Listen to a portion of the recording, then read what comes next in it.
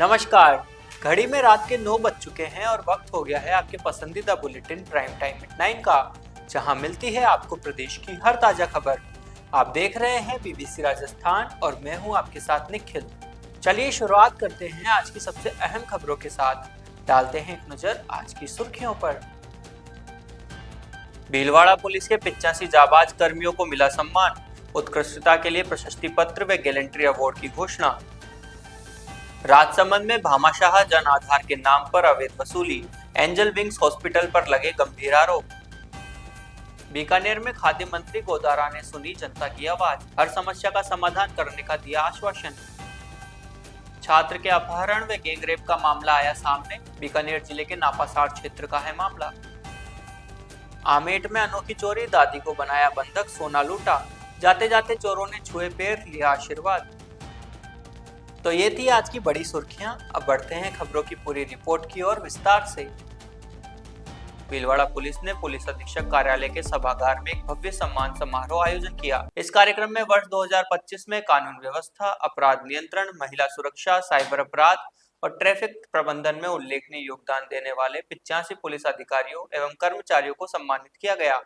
समारोह की अध्यक्षता जिला पुलिस अधीक्षक धर्मेंद्र सिंह यादव ने की। उन्होंने कहा कि इस तरह के सम्मान समारोह जवानों को और अधिक जिम्मेदारी, समर्पण और ईमानदारी से कार्य करने के लिए प्रेरित करते हैं। समारोह में अतिरिक्त पुलिस अधीक्षक पारस जैन सहित विभिन्न थानों के प्रभारी, उप अधीक्षक और अन्य वरिष्ठ अधिकारी मौजूद रहे। उत्कृष्ट कार्य करने वाले पुलिस कर्मियों को सम्मान पत्र, प्रशस्ति पत्र और शॉल से सम्मानित किया गया। इनमें अपराधियों की गिरफ्तारी, संगठित अपराध पर अंकुश, नशे के खिलाफ अभियान और आमजन से बेहतर संवाद जैसे कार्यों के लिए चयनित किए गए नाम शामिल है। पुलिस अधीक्षक ने बताया कि कुछ जांबाज पुलिस कर्मियों ने अपने कर्तव्य पालन के दौरान असाधारण साहस और जोखिम उठाकर अपराधियों का मुकाबला किया।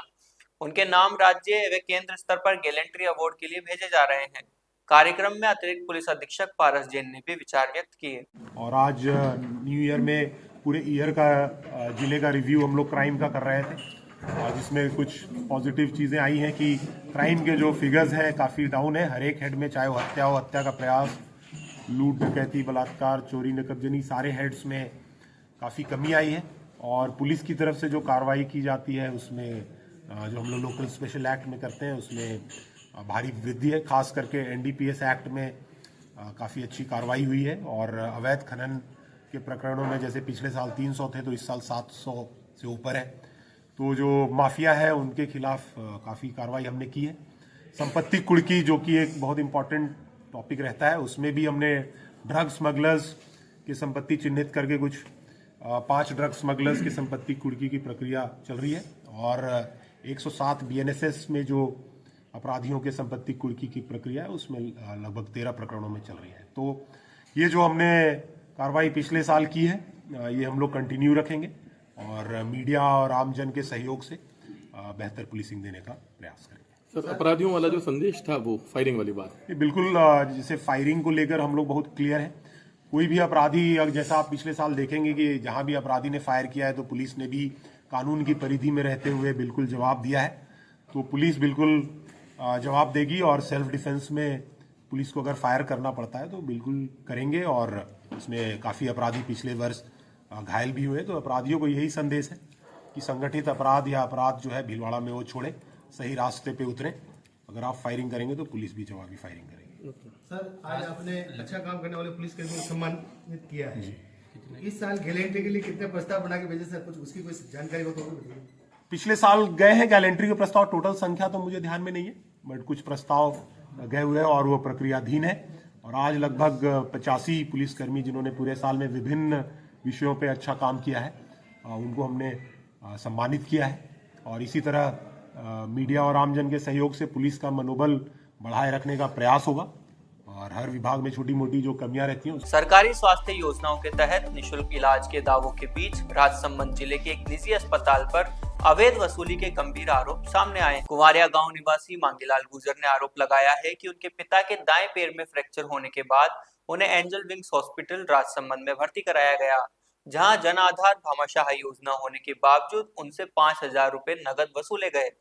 पीड़ित मांगीलाल गुर्जर ने बताया कि उनके पिता का इलाज सरकारी जनाधार योजना के अंतर्गत निःशुल्क होना था। इसके बावजूद अस्पताल के काउंटर पर उनसे 5,000 रुपए नगद जमा करवाए गए। हैरानी की बात यह रही कि इतनी बड़ी राशि लेने के बावजूद अस्पताल प्रशासन द्वारा कोई रसीद तक नहीं दी गई। परिजनों का आरोप है कि अस्पताल प्रबंधन ने पहले सरकारी योजना का पूरा लाभ देने का आश्वासन दिया, लेकिन इलाज के दौरान अतिरिक्त भुगतान के लिए दबाव बनाया। नगद राशि लेकर रसीद नहीं देना पूरे मामले को और भी संदिग्ध बनाता है। स्थानीय लोगों का कहना है कि यदि लगाए गए आरोप सही पाए जाते हैं तो ये सीधे तौर पर सरकारी स्वास्थ्य योजनाओं का दुरुपयोग और गरीब मरीजों के साथ धोखाधड़ी का गंभीर मामला है। ऐसे मामलों में स्वास्थ्य विभाग की निगरानी और प्रशासनिक कार्रवाई पर भी सवाल खड़े हो रहे हैं। मामले को लेकर स्वास्थ्य विभाग और जिला प्रशासन की भूमिका भी जांच के दायरे में आ गई है। पीड़ित परिवार ने पूरे प्रकरण की निष्पक्ष जांच कर दोषियों के खिलाफ सख्त कार्रवाई की मांग की है। वहीं दूसरी ओर इस मामले में एंजल विंग्स हॉस्पिटल प्रबंधन का कहना है कि उनके द्वारा किसी भी प्रकार की राशि नहीं ली गई और लगाए गए सभी आरोप पूरी तरह निराधार है। राज्य के खाद्य एवं नागरिक आपूर्ति मंत्री सुमित गोदारा ने अपने बीकानेर स्थित सरकारी आवास पर जन सुनवाई का आयोजन किया। इस दौरान उन्होंने IANS को बताया कि जन सुनवाई में जो भी व्यक्ति अपनी समस्या लेकर आता है वे उसकी बात ध्यान से सुनते हैं और उसका समाधान करने की पूरी कोशिश करते हैं।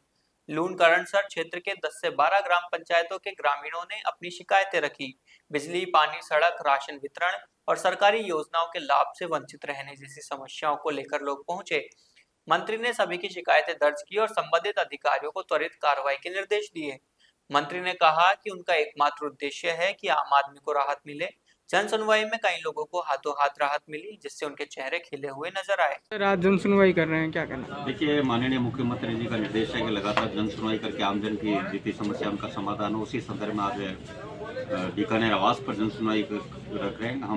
हमारा प्रयास लगातार हमने जन सुनवाई ग्राम पंचायत स्तर पर भी करी है। लूणकरणसर में लगभग 11-12 ग्राम पंचायतों पर भी हमारे द्वारा जन सुनवाई के कार्यक्रम हो चुके हैं और साथ में कभी आवास पर, कभी लूणकरणसर कार्य पर, लूणकरणसर की ग्राम पंचायतों पर, तो निरंतर ये कार्यक्रम के माध्यम से आमजन को जो समस्या उनका समाधान का प्रयास है। किस तरह की समस्या? सभी तरह की समस्या आती है। जिस व्यक्ति की समस्या आती है उसके लिए तो समस्या उसके लिए प्रमुख है। तो जो भी व्यक्ति आता है तो जो संबंधित अधिकारी है, जिला लेवल पर अधिकारी है, उनको फ़ोन कर देते हैं और जो तहसील स्तर पर है उनको फ़ोन कर प्रयास यही रहता है मौके पर उसका निस्तारण। बीकानेर जिले में नापासार के क्षेत्र की 12वीं कक्षा की एक छात्रा को स्कूल जाते समय किडनैप कर गैंगरेप करने का मामला थाने में दर्ज हुआ है। घटना 6 जनवरी की बताई जा रही है। रिपोर्ट मिलने पर पुलिस ने लड़की का मेडिकल मुआयना करवाया। एडिशनल SP चक्रवर्ती सिंह ने बताया कि पुलिस की अलग अलग टीमें गठित की गई है। जैसे ही गिरफ्तारी होगी सूचना दी जाएगी। पुलिस को मिली रिपोर्ट के अनुसार नापासार थाना क्षेत्र के एक गाँव में 12वीं क्लास में पढ़ने वाली एक छात्रा 6 जनवरी को स्कूल जाने के लिए घर से निकली थी। स्कूल के पास कार में सवार होकर पहुंचे हंसराज सारस्वा और एक वकील ने छात्रा को जबरन गाड़ी में डाला और अपने साथ ले गए। दोनों युवक लड़की को घंटों तक कार में घुमाते रहे और इस दौरान उसे डरा धमकाकर कार में ही बारी बारी से दुष्कर्म किया। मामले की जांच गंगा शहर CO हिमांशु शर्मा कर रहे हैं। कल नापासर थाने में जो है एक मुकदमा दर्ज हुआ जिसमें थाना क्षेत्र की घटना लगभग 6 तारीख की बताई गई है और इसमें परिवादी ने जो FIR दर्ज कराई है उसमें उसकी पुत्री के साथ में 2 युवकों द्वारा जबरन उसको गाड़ी में बिठा के ले जाना और रात गैंगरेप का मामला दर्ज कराया और मामले की गंभीरता को देखते हुए प्रकरण दर्ज कर लिया गया है। मामले की जांच वृत्ताधिकारी गंगा शहर श्री हिमांशु शर्मा को दी गई है और इसमें जो FIR में नामजद आरोपी है उनकी दस्तियाबी के लिए थाना स्तर से टीमें गठित की गई है। लगातार दबिश दी जा रही है। आरोपियों की गिरफ्तारी होने के बाद इस मामले में और अधिक जो है स्थिति स्पष्ट हो पाएगी। राजसमंद जिले के आमेर थाना क्षेत्र में चोरी की वारदातें थमने का नाम नहीं ले रही है। चोरों के बढ़ते हौसलों ने आमजन में भय का माहौल पैदा कर दिया है। कॉलेज रोड के पास स्थित एक मकान में बीती रात चोरों ने न केवल बड़ी चोरी की वारदात को अंजाम दिया, बल्कि इंसानियत और अपराध के बीच एक अजीब विरोधाभास भी छोड़ गए। प्राप्त जानकारी के अनुसार 70 वर्षीय बुजुर्ग महिला सोहनी बाई अपने घर में अकेली रहती हैं, जबकि उनके परिवार के अन्य सदस्य उदयपुर में निवास करते हैं। बीती रात करीब 7 से 9 बजे के बीच 2 अज्ञात चोर मकान में घुस गए। चोरों ने महिला को धक्का दे दिया, जिससे वह नीचे गिर गई और उसके सिर में चोट आई। इसके बाद चोरों ने बुजुर्ग महिला को बंधक बनाकर पास बिठाया और डर का माहौल बनाते हुए एक एक करके उसके आभूषण उतरवाए। भयभीत महिला ने अपने प्राणों की रक्षा के लिए स्वयं अपने गहने खोलकर चोरों को सौंप दिए। चोर करीब 7 से 8 तोला सोना व अन्य कीमती सामान लेकर फरार हो गए। बुजुर्ग महिला ने बताया कि जब चोर उसके पैरों की ओर बढ़े और नुकसान पहुंचाने की धमकी देने लगे तो उसने भगवान की कसम दी और स्थानीय देव खजूरिया श्याम की शपथ दिलाई कि गहने किसी सोनार को बुलाकर ले जाएं। इसके बाद चोरों ने उसे गंभीर नुकसान नहीं पहुंचाया। घटना के दौरान सबसे चौंकाने वाला दृश्य तब सामने आया जब जाते समय बुजुर्ग महिला ने चोरों से कहा कि तुम मेरे पोते जैसे हो। इस पर चोरों ने महिला के पैर छुए, आशीर्वाद लिया और कहा कि तुम भी हमारी दादी जैसी ही हो। चोरी जैसी संगीन वारदात के बीच इस तरह का व्यवहार क्षेत्र में चर्चा का विषय बना हुआ है। गौरतलब है कि क्षेत्र में एक सप्ताह के भीतर ये दूसरी बड़ी चोरी की घटना है। इससे आमेट कस्बे में लोगों में भय और आक्रोश दोनों देखने को मिल रहे हैं। सूचना पर आमेट पुलिस ने मामला दर्ज कर जांच शुरू कर दी है और आरोपियों की तलाश की जा रही है। सोवन भाई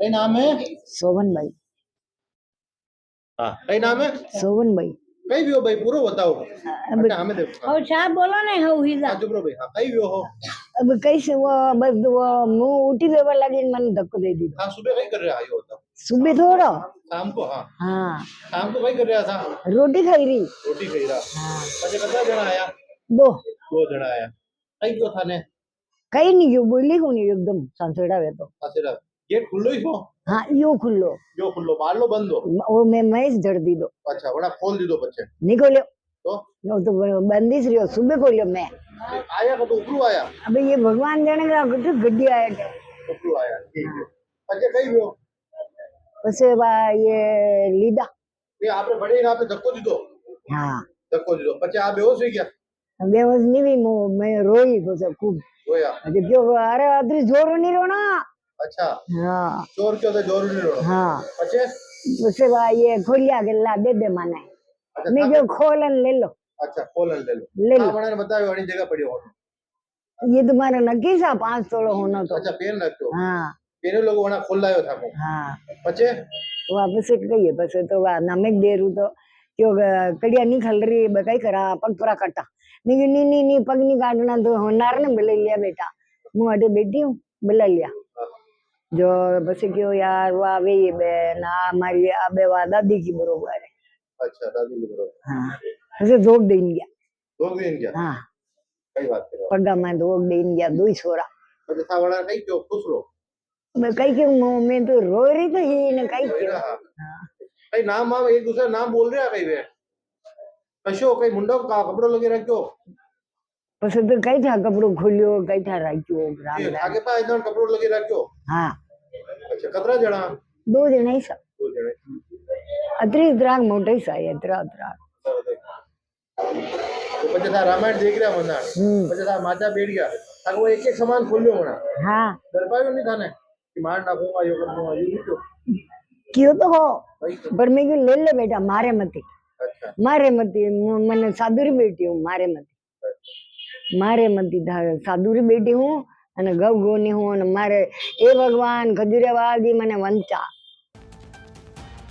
तो ये थी आज की बड़ी खबरें। राज्य की हर छोटी बड़ी हलचल को जानने के लिए जुड़िए हमारे साथ हर रात 9 बजे BBC Rajasthan prime time at 9 पर। अगर आप भी अपने क्षेत्र, संस्था, समाज या संगठन की खबरें हमारे साथ साझा करना चाहते हैं तो हमसे संपर्क करें 9414102499 पर और राजस्थान की हर ताज़ा जानकारी के लिए फॉलो करें और सब्सक्राइब करें हमारे इंस्टाग्राम व यूट्यूब चैनल बीबीसी राजस्थान को।